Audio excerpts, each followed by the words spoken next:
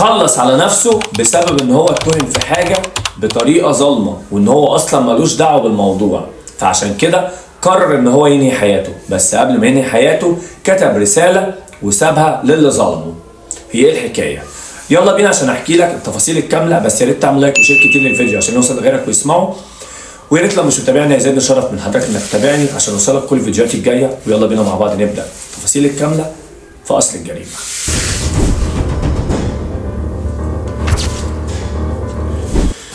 اللي قدامكم في الصوره ده اسمه هاني عبد القادر، راجل عنده 50 سنه بيشتغل في دار الاوبرا.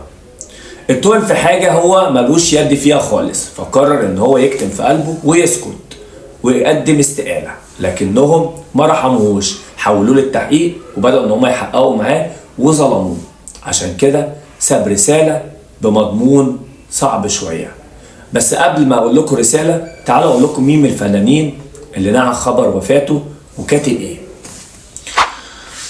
الاستاذ حمزة العيلي، الله يرحمك يا هاني يا حبيبي، كان انسان في غاية الاحترام والتهذيب والرقي والنزاهة على مدار عمره كله اللي فناه في دار الاوبرا، وكان مخلصا وخدوما وواجهة مشرفة لها، واخرتها تم اتهامه بقسوة صعبت عليه نفسه واخدها في قلبه وقرر الاستقالة، ولكن لم يرحموه وتم التحقيق معه وواجه ظلما واجحافا مما جعله ينهي حياته وفي رقبته 3 بنات.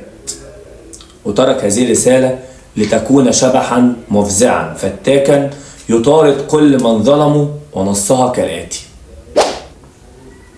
رسالة من مظلوم إلى ظالمه. ستراني في عقوق أبنائك، ستراني في غدر من حولك، ستراني في هجر أصحابك، ستراني في دعائك الذي لا يستجاب، ستراني في أحلامك المحطمة والتي لا تتحقق، ستراني في مرضك وضعفك وفشلك. والله العظيم أسألك بأنك ستراني. المرحوم هاني عبد القادر. في ليك تاني منتشر بطريقه رهيبه جدا على وسائل التواصل الاجتماعي، ان في حد بيقول ان هو استحاله يعمل كده في نفسه، وبيقول كمان ان هو ممكن يكون حد عمل فيه كده عشان خاطر هو ما يعملش كده في نفسه. زائد كمان ان الطب الشرعي حقيقي يعني دلوقتي بقى تم انتشال الجثمان بتاعه وتحويله طبعا للمشرحه. حاليا الطب الشرعي طبعا بيشوف كل حاجه وهيعرف ايه السبب الوفاه بالظبط، وطبعا عشان استخراج طبعا تصريح الدفن. بس هو اللي قريب منه دوت ممكن يكون حد من اهله بيقول ان هو مضروب على دماغه. يعني قبل اي حاجه طبعا ربنا يرحمه ويصبر اهله على فراقه، وربنا يرجع له حقه لو كان طبعا حد عامل فيه كده دنيا واخره. ورساله بقى لكل حد بيظلم اي حد: كما تدين تدان. واللي هتظلمه النهارده اكيد هيحاسبن عليك، وحسبي الله ونعم الوكيل دي مش شويه. صدقني حقه هيجيله وهو قاعد حاطط رجل على رجل وبيتفرج عليك وانت بتتظلم زي ما ظلمته.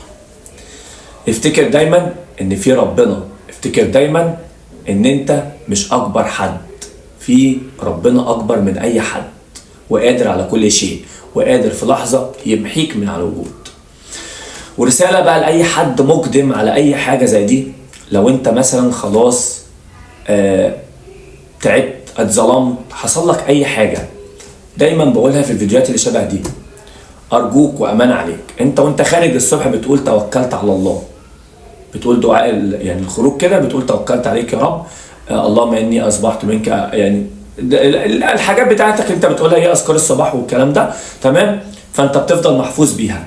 فازاي انت يجيلك او تخيل، يعني يخيل لك عقلك ان انت ممكن تنهي حياتك وربنا يكون غضبان عليك؟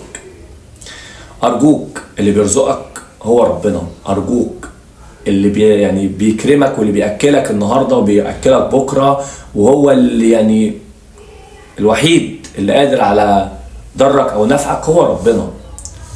فليه تعمل في نفسك كده بسبب انسان او بني ادم او يعني شخص زيك؟ كل الفرق مثلا ان ربنا يعني مكرمه في حاجه مثلا معينه، ان هو مديله مثلا مال وكده، وانت بتشتغل معاه او تحت ايده او الكلام ده كله. مهما حصل او اتظلمت او حد جه عليك او اي حد ظلمك، اوعى ثم اوعى تغضب ربنا بحاجة زي دي. سلام، يا رب تكون الرسالة وصلت للطرفين.